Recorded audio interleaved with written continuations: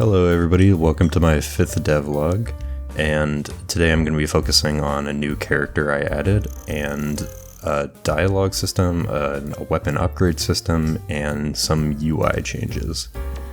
The first thing I'll talk about is the UI.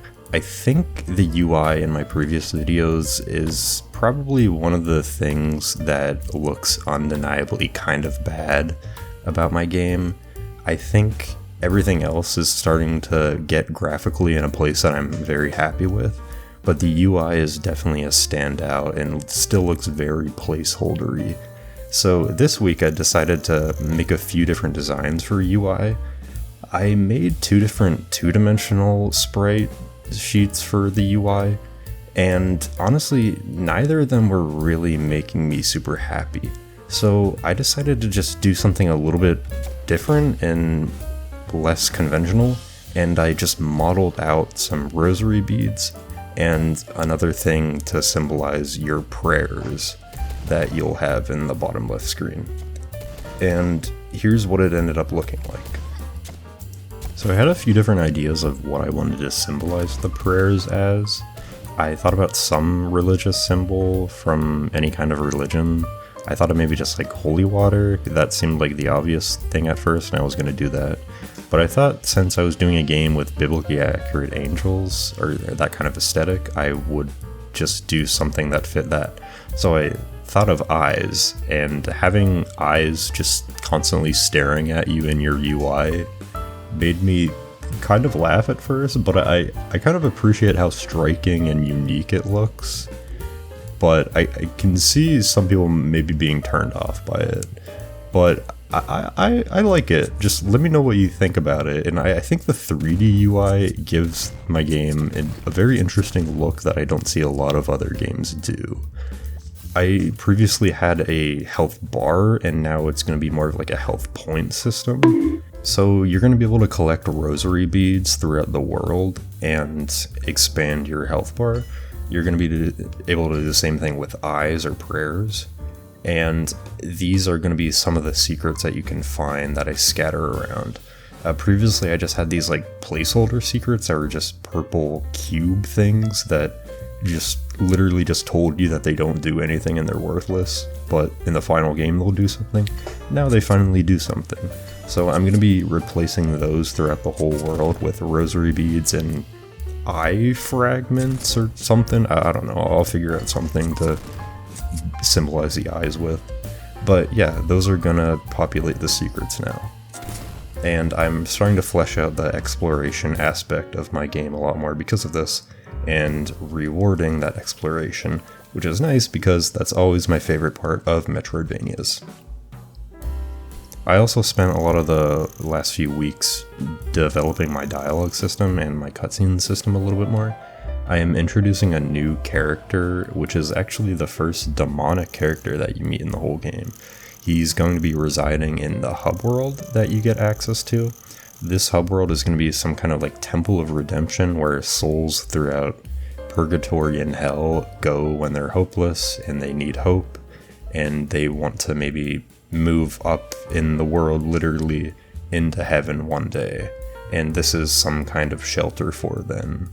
Now this demon character, his name is Bug. I decided to name him that just because I thought he looked a little bit like a bug. He has a big backpack and big goggles and a big toothy grin when he sees you. He's a little bit of an oddball, but he can upgrade your weapons as long as you bring him more secret collectible stuff that you find around the world and some currency.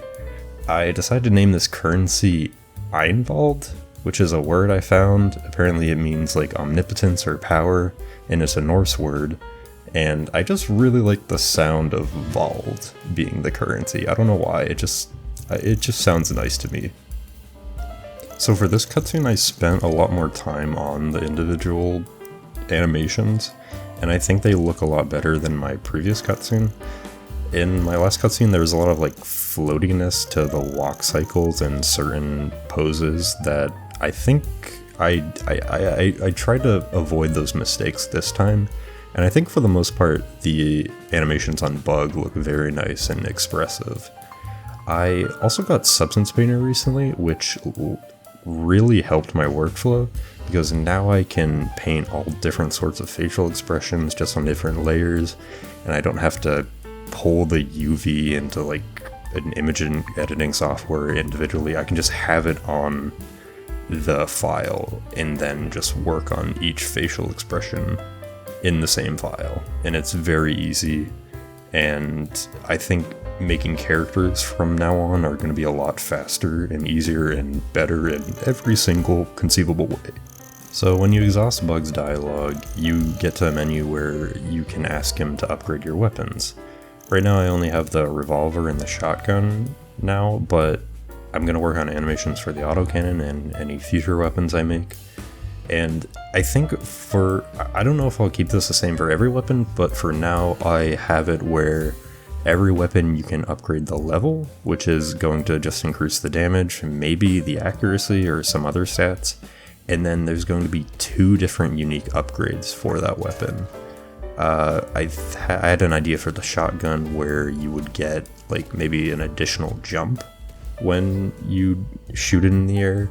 For the revolver, I thought maybe an ability to shoot the hook at enemies and that would bring them towards you. And for the arm cannon, I'm going to have some kind of ability where you can punch the wall and it'll propel you even further up. But yeah, I think I'm going to go all gas on just developing a nice demo for the heaven area in my game. Right now, I need to finish up the forest area. I've done a little bit of the sewer level, but I need to finish it. And designing the hub world is also going to be pretty challenging, because that's going to be probably the area in the game you'll visit the most, because every time you die you spawn there. There's going to be a lot of merchants and NPCs to talk there, and I have to figure out really where it is in the lore and world. I think I have a good idea, but I definitely need to sprinkle those details throughout the game. Another thing I added to the dialogue system was actually character voices. I gave one to Bug and I gave one to Raphael.